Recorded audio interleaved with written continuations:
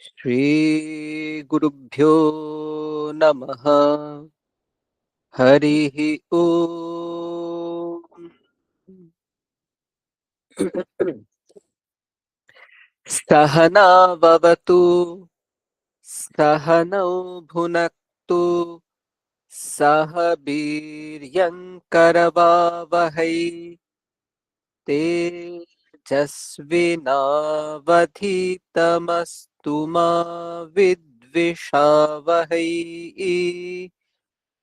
ॐ शान्ति शान्ति शान्तिः। ॐ शन्नो मित्रः शं वरुणः, शन्नो भवत्वर्यमा, शन्न इन्द्रो बृहस्पतिः, शन्नो विष्णुरुक्रमः।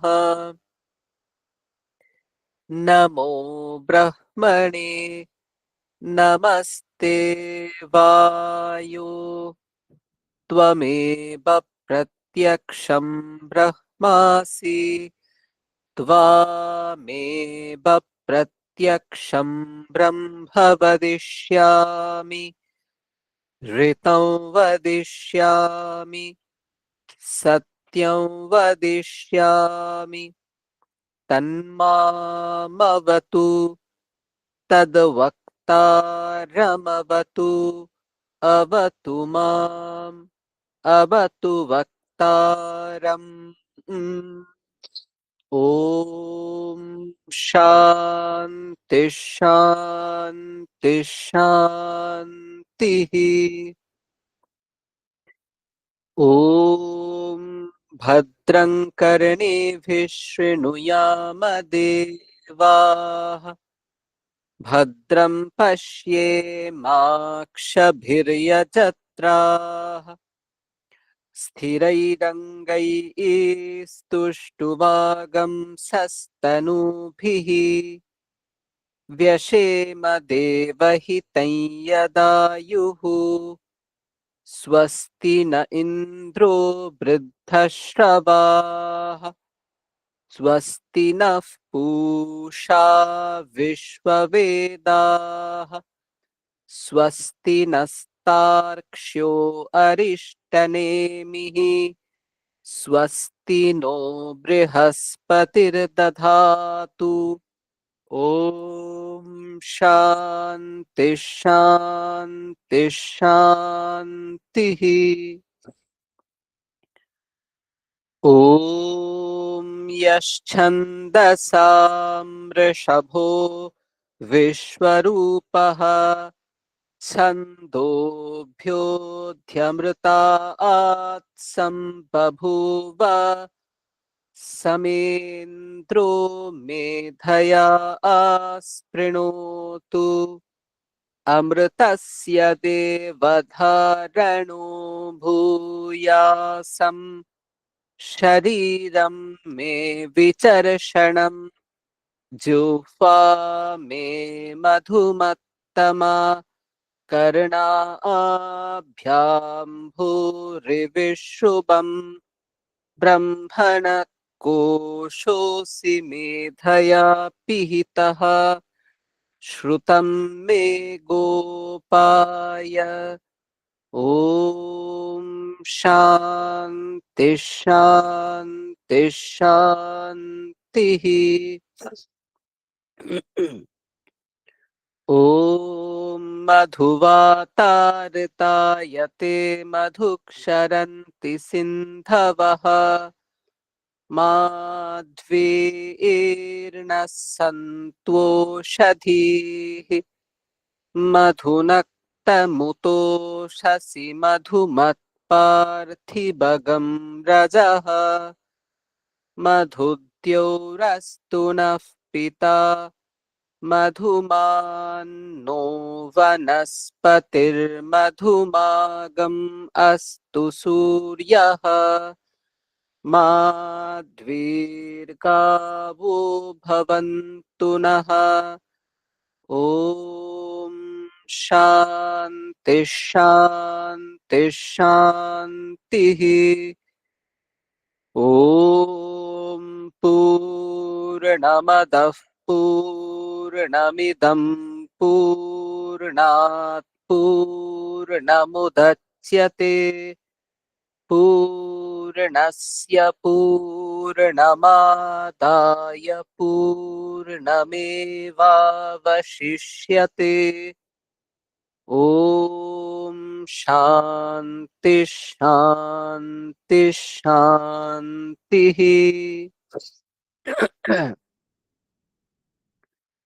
अथ श्रीमद्भगवद्गीता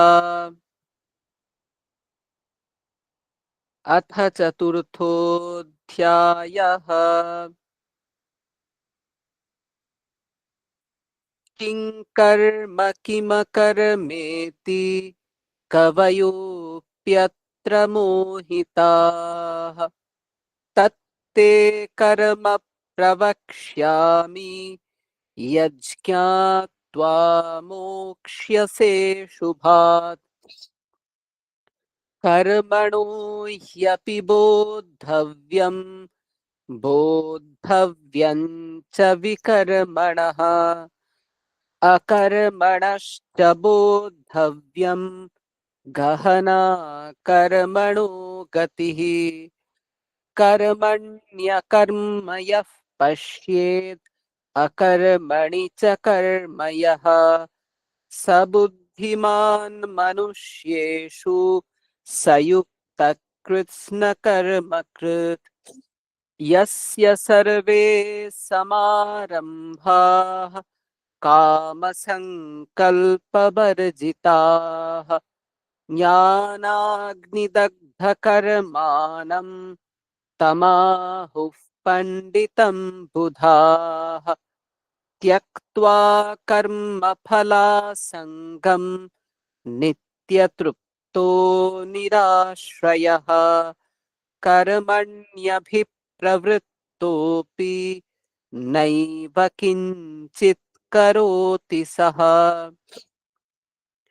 निराशीर्यतचित्तात्मा त्यक्तसर्वपरिग्रहः शारीरं केवलं कर्म कुर्वन्नाप्नोति किल्बिषम्। यदृच्छालाभसन्तुष्टो द्वन्द्वातीतो विमत्सरः समसिद्धावसिद्धौ च कृत्वापि न निबध्यते। गतसङ्गस्य मुक्तस्य ज्ञानावस्थितचेतसः यज्ञायाचरतः कर्म समग्रं प्रविलीयते। ब्रह्मार्पणं ब्रह्महविः ब्रह्माग्नौ ब्रह्मणाहुतम् ब्रह्मैव तेन गन्तव्यं ब्रह्मकर्म समाधिना। दैवमेवापरे यज्ञं योगिनः पर्युपासते। ब्रह्माज्ञावपरे यज्ञं यज्ञेनैवोपजुह्वति। श्रोत्रादीन् विषयानन्ये संयमाग्निषु जुह्वति। शब्दादीन् विषयानन्य इन्द्रियाग्निषु जुह्वति।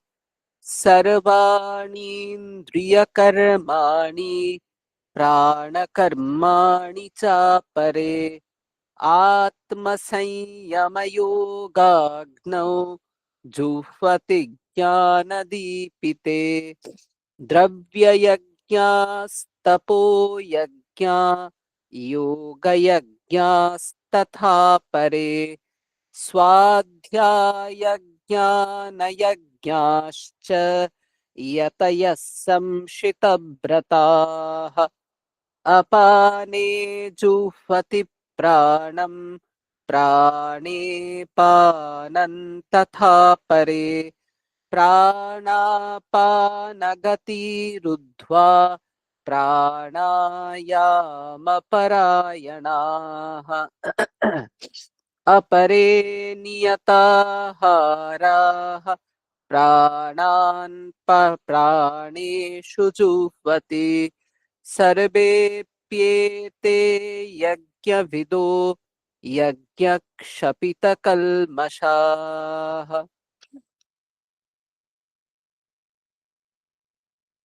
আজকের মনন চতুর্থ অধ্যায়ের চতুর্থ শ্লোক।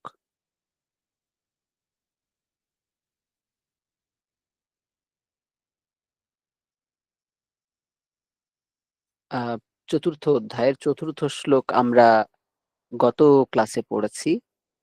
আমরা আজকে চতুর্থ অধ্যায়ের পঞ্চম শ্লোক পড়ব।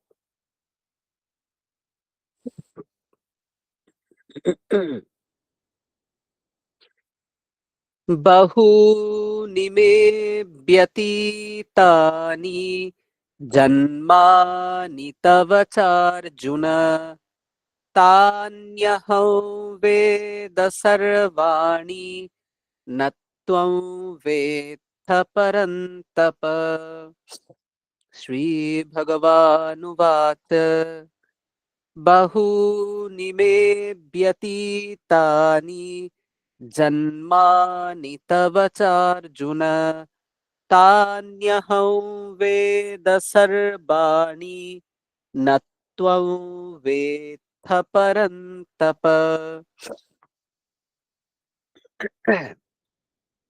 এই দ্বিতীয় এবং তৃতীয় অধ্যায় প্রোক্ত যে জ্ঞান কর্ম সন্ন্যাস যোগ, শঙ্করাচার্য দ্বিতীয় বলেছেন কর্ম সন্ন্যাস যোগ, এই যোগ আমি শ্রী ভগবান শ্রীকৃষ্ণ প্রথমে বিবস্বানকে বলেছিলাম, বিবস্বান মনুকে বলেছিলেন, মনু ইক্ষ্বাকুকে বলেছিলেন, তারপরে পরম্পরাক্রমে রাজর্ষিরা এই তত্ত্ব অবগত হয়েছেন এবং সেই রহস্য, সেই গুপ্ত বিদ্যা হে অর্জুন আমি তোমাকে বলেছি। অর্জুন বলছেন ঠিক আছে, কিন্তু আমার একটু কনফিউশন হয়েছে যে বিবস্বান তো বহু আগে জন্মেছেন, তুমি তো এই হালের লোক, তাহলে তুমি কি করে বিবস্বানকে বললে? তার উত্তরে শ্রী ভগবান বলছেন বহুনি মে ব্যতীতানি জন্মানি, মে অর্থাৎ আমার, হে পরন্তপ, হে শত্রু তাপনকারী, শত্রুকে পীড়াদানকারী অর্জুন, মানে অর্জুনের বীরত্ব স্মরণ করে শত্রুরা পীড়িত হতো। হে অর্জুন, পরন্তপ অর্জুন,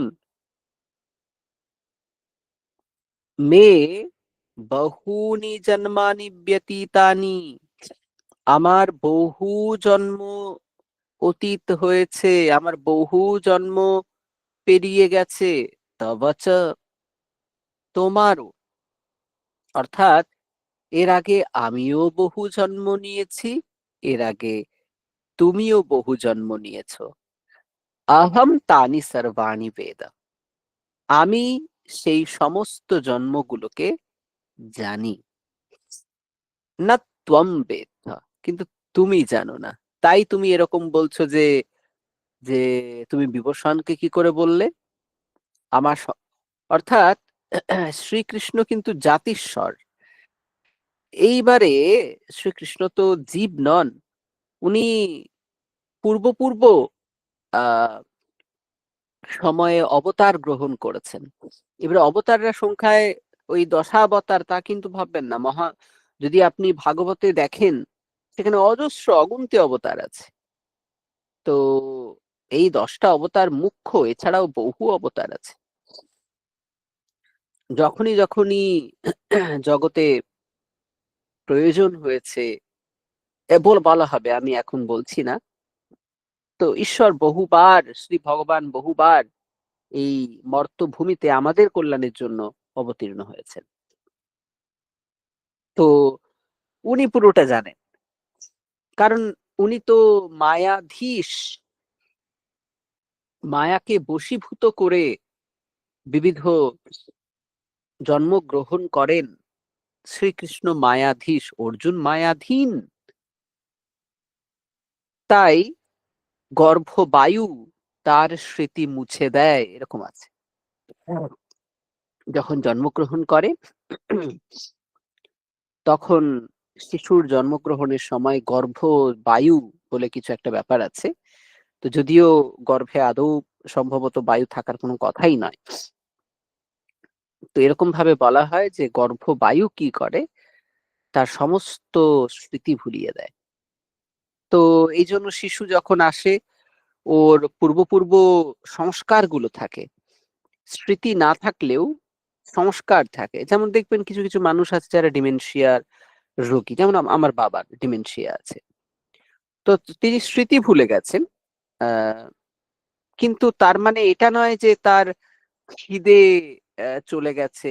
সময়ে খিদে পায়, সময়ে শারীরবৃত্তীয় যে কাজগুলো, বাথরুম যাওয়া বা আনুষঙ্গিক স্নান করা ইত্যাদি প্রয়োজন, গরম লাগা ঠান্ডা লাগা, সেগুলো তো আছেই। তো এর সংস্কারগুলো, পূর্ব সংস্কারগুলো, সেগুলো জমা হয়ে আছে। সেগুলো টাইমলি ট্রিগার করে। শিশুদের ক্ষেত্রেও তাই।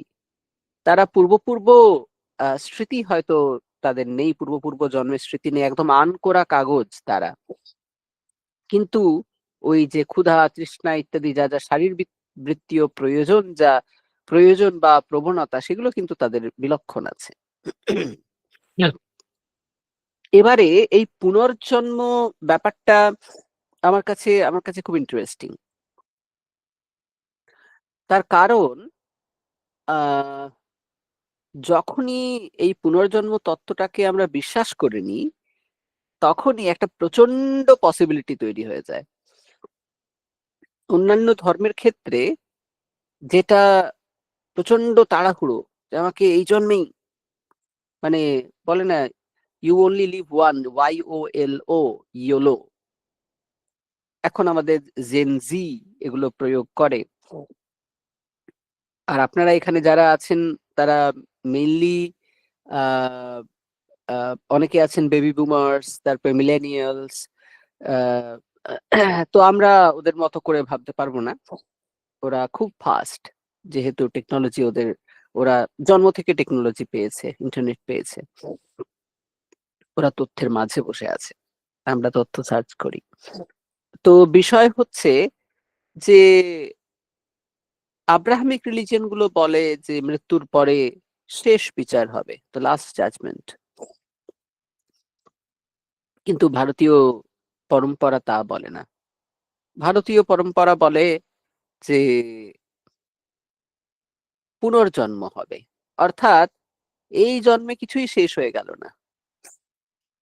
মৃত্যু আসা মানে সব শেষ হয়ে যাওয়া নয়, একটা জামা ছেড়ে আর একটা জামা পরা মাত্র। The journey continuous.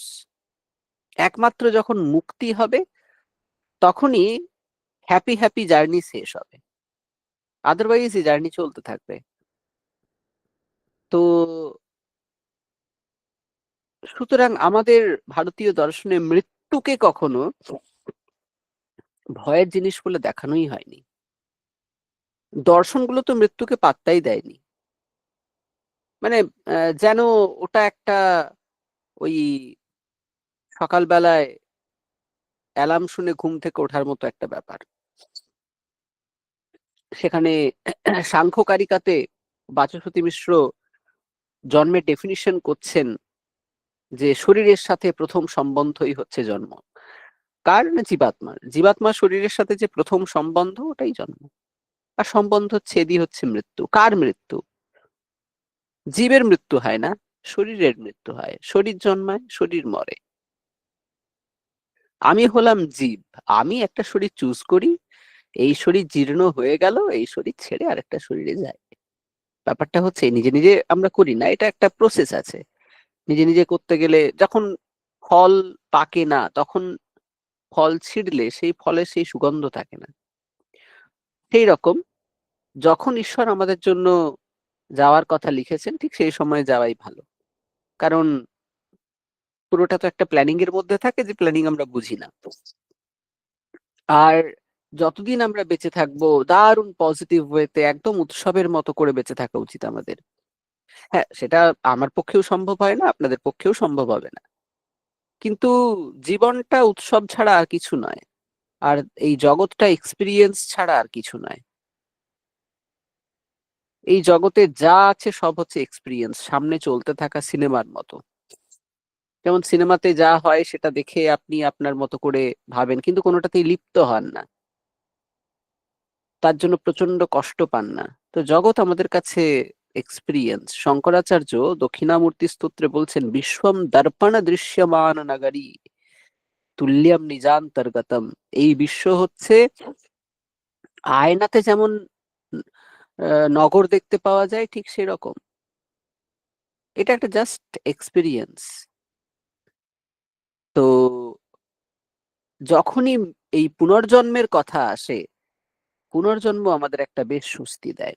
এবারে দার্শনিকেরা পুনর্জন্মকে লজিক্যালি প্রুভ করার চেষ্টা করেছেন। একেবারে করেননি তা না। যেমন শঙ্করাচার্য উনি বলছেন যে পুনর্জন্ম যদি স্বীকার না করা হয় তাহলে কৃত হানি অকৃতা ভ্যাগম প্রসঙ্গ চলে আসবে। এই যে উনি উনি বলেন বা অনেকেই বলেন এই জগতে কোনো কিছু র্যান্ডম হয় না, সবটাই কজ এফেক্ট রিলেশনের দ্বারা বদ্ধ। তার জন্যই এটা এত অর্ডারলি চলে, কোনো ক্যাওস হয় না জগতে। কিন্তু যা কিছু হচ্ছে কোনোটাই র্যান্ডম নয়, সেখানে কার্যকারণ আছে। অর্থাৎ কোনো কিছু একটা কিছু হলে তার আগে নিশ্চয়ই কোনো না কোনো কারণ আছে। যদি তাই হয় তাহলে কেউ একজন জন্মাচ্ছে আম্বানির ঘরে প্ল্যাটিনামের চামচ মুখে দিয়ে, আর একজন শিশু সে ফুটপাথে জন্মাচ্ছে। কেন এই বৈষম্য? যে সোনা রূপো প্ল্যাটিনামের চামচ মুখে দিয়ে জন্মালো সে তো আগে এমন কোনো কাজ করেনি যার জন্য তার এই সুযোগ সুবিধা প্রাপ্য। আর যে পথ শিশু সে তো এমন কোনো কর্ম আগে করেনি যার জন্য তার এই পীড়া প্রাপ্য। এটাকে বলে অকৃত অভ্যাগম। অকৃত, যা আমি করিনি তার ফল আমাকে ভোগ করতে হচ্ছে। এটাকে সলভ করা যায় পুনর্জন্ম দিয়ে না? ওই যে আম্বানি আদানির ঘরে জন্মেছে তার আগের জন্মে কর্ম ভালো ছিল, তার জন্য সে এই জন্মে ভালো ঘরে জন্ম পেয়েছে, বা কোনো একদম সুন্দর ঋষিকল্প কোনো মানুষের বাড়িতে জন্মগ্রহণ করতে পেরেছে। আর ধরুন একজন সারা জীবন ভালো কাজ করে গেল, যে দুম করে মরে গেল, কোনো একটা রোগে জ্বালায় ভুগে মরে গেল। তখন মনে হয় আরে এই লোকটা তো সারা জীবন কাজ করলো কিন্তু তো কোনো কর্মফলই পেল না, জীবনে তো সুখের মুখও দেখতে পেল না, কেমন মরে গেল? এটাকে বলে কৃতহানি। এই এত ভালো কর্ম করে তারপর মরে গেল, তাহলে কি হলো? সবটাই তো জলাঞ্জলি গেল। তার থেকে চার্বাকের মতো হওয়াই ভালো। চার্বাক বলেছেন যে ইয়াবৎ জীবেত সুখম জীবেত, যতদিন বাঁচবে সুখে বাঁচবে, ঋণম কৃত্বা ঘৃতম পিবেত, একদম লোন করে ঘি খাবে। ভস্মীভূতস্য দেহস্য পুনরাগমনম কুতঃ, একবার দেহ পুড়ে গেলে আর আশাআশির কোনো ব্যাপার নেই। এটাকে আমাদের বিজয় মাল্যা আবার প্রচন্ড, বিজয় মাল্যা তারপরে অন্য যারা যারা আছে তারা প্রচন্ড, এই নীরব মোদী এরা প্রচন্ড সিরিয়াসলি নিয়েছিল, নিয়ে ঋণ করে ঘি খেয়ে পালিয়ে গেছে। তো বিষয় হচ্ছে যে চার্বাকেরা পুনর্জন্ম বিশ্বাস করে না, কিন্তু আস্তিক দর্শনগুলো সকলেই পুনর্জন্ম স্বীকার করে এবং তাদের কাছে লাইফ হচ্ছে একটা জার্নি। এটা হচ্ছে একটা একটা গমন, একটা নির্দিষ্ট উদ্দেশ্যে গমন, সেই পরম লক্ষ্যকে প্রাপ্ত করার জন্য গমন, নিজের প্রকৃত স্বরূপকে জানার জন্য প্রচেষ্টা।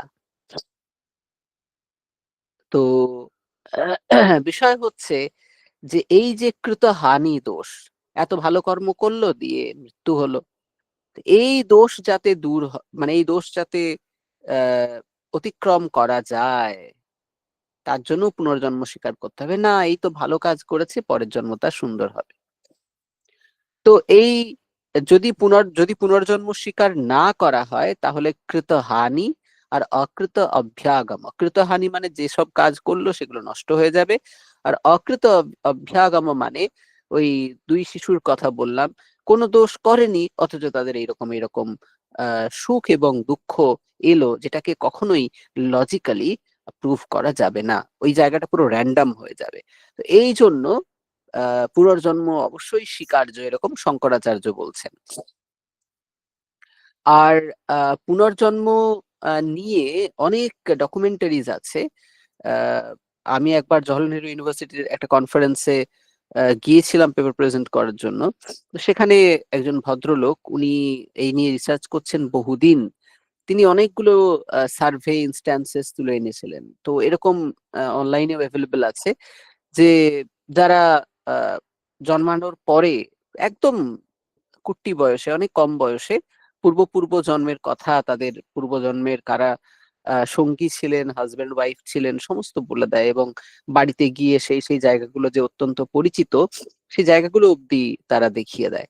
তো বিষয় হচ্ছে যে পুনর্জন্ম আমাদেরকে একটা প্রচন্ড প্রচন্ড একটা স্পেস দেয় হতাশ না হওয়ার।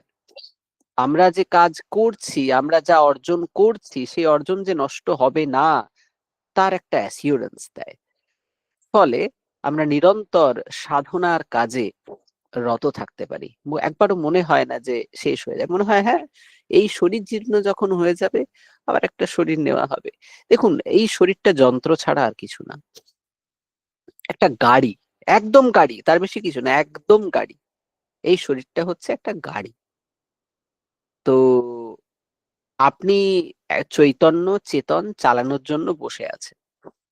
যেমন আপনার পুরনো একটা গাড়ি বিক্রি করে দিয়ে বা ছেড়ে দিয়ে আপনি নতুন একটা গাড়ি নেন, এরকম এই শরীর গাড়ি চলবে যতদিন সুন্দর চলছে চলছে। যখন আর চলবে না, তখন আপনি এই গাড়ি ছেড়ে আরেকটা গাড়ি নেবেন। এই এক কমপ্লেক্স যন্ত্র, এই শরীর। তো একে যেমন গাড়ি যেমন প্রতিদিন ধুতে হয়, মুছতে হয়, ওখানে যেমন সার্ভিসিং করাতে হয়, শরীরকেও সেরকম করাতে হয়। তো কারোর গাড়ি, যার গাড়ি ভালো, সে একটু আনন্দে গাড়িটা নিয়ে পাশ দিয়ে যাওয়ার সময় দুবার হর্ন মেরে দেয়, ঠিক আছে, তার সেটা নিয়ে গর্ব হয় যে আমার গাড়িটা ভালো, যে আমার হচ্ছে রলস রয়েস। আর আমাদের ধরুন আল্টো, তারপরে মারুতি 800, ন্যানো, এরকম। তো বিষয় হচ্ছে, আমি মজা করে বলছি, বিষয় হচ্ছে যে আহ শরীরের ক্ষেত্রেও তাই। কেউ আহ নিজেকে সুন্দর মনে করছে, কেউ অসুন্দর মনে করছে। বিষয়টা হচ্ছে লক্ষ্যে পৌঁছানো, আর কিছু না। আপনি কিসে যাচ্ছেন, কি ধরনের গাড়ি আপনাকে দেওয়া হয়েছে, তার থেকেও বেশি ইম্পর্টেন্ট হচ্ছে যে আপনি লক্ষ্যমুখী কিনা, ঈশ্বরমুখী কিনা। তাহলে আপনার যেরকমই গাড়ি হোক, আপনি সুন্দর পৌঁছে যাবেন। তো এই হচ্ছে ব্যাপার। শরীর একদম, ওই জন্য বলা হয় শরীর মাধ্যম খালু ধর্ম সাধনা, বলে আরে ধর্ম টর্ম পরে হবে, আগে শরীরকে দেখো। শরীরই হচ্ছে প্রথম ধর্ম সাধনা। যদি তোমার কারোর প্রতি প্রথম কিছু কর্তব্য থাকে, সেটা হচ্ছে তোমার শরীর। তোমার শরীরকে দেখা তোমার প্রথম কাজ। তারপরে বাকি লাইনে বাকি সব আছে। এমনকি আধ্যাত্মিকতাও পরে, আগে শরীর। কারণ ঠাকুর বলতেন শরীর হচ্ছে কলাপাতা। যেমন খাবার কলাপাতার উপরে রেখে খাওয়া হয়, সেরকম শরীর থাকলে তবেই সাধনা সম্ভব। ওই জন্য এই যে যোগ দর্শনে হাজার রকমের যোগ, তারপরে মন ভালো রাখার জন্য গীতাতে এত এত কথা, কিসের জন্য? তার কারণ হচ্ছে শরীর ভালো থাকলে বাকি সব ঠিক থাকবে। তো এই জন্য সকলে জানি সবাই প্রচুর প্রচুর কাজে ব্যস্ত আছেন, সেটাই খুব স্বাভাবিক। জীবন কুরুক্ষেত্র যুদ্ধ ছাড়া আর কিছু নয়, আমরা সবাই অর্জুন। কিন্তু বিষয় অন্য, বিষয় হচ্ছে শরীরের যত্ন কিন্তু সকলকে নিতে হবে। আমি এ কথা বলছি মানে আমিও যে প্রচন্ড শরীরের যত্ন নিই তা না। কিন্তু আমি জানি নেওয়া উচিত। তো এইজন্য এখানে শ্রীকৃষ্ণ খুব সুন্দরভাবে বললেন যে, "দেখো তুমি হয়তো জানো না কিন্তু আমাদের বহু জন্ম হয়ে গেছে। তোমারও হয়েছে, আমারও হয়েছে।" তো এর মাধ্যমে আমরা পুনর্জন্মের কথা বুঝতে পারি এবং ঐজন্য আমি পুনর্জন্মের প্রসঙ্গটা নিয়ে এসে পুনর্জন্ম নিয়ে শাস্ত্রে কি, কি বলা আছে সেটা আপনাদের সাথে শেয়ার করার চেষ্টা করেছি। বেশ এরপরে আপনারা প্রাত্যহিক ধ্যান, জপ, শরীরচর্চা ইত্যাদির মাধ্যমে আজকের সুন্দর দিন শুরু করুন। সকলকে সুপ্রভাত।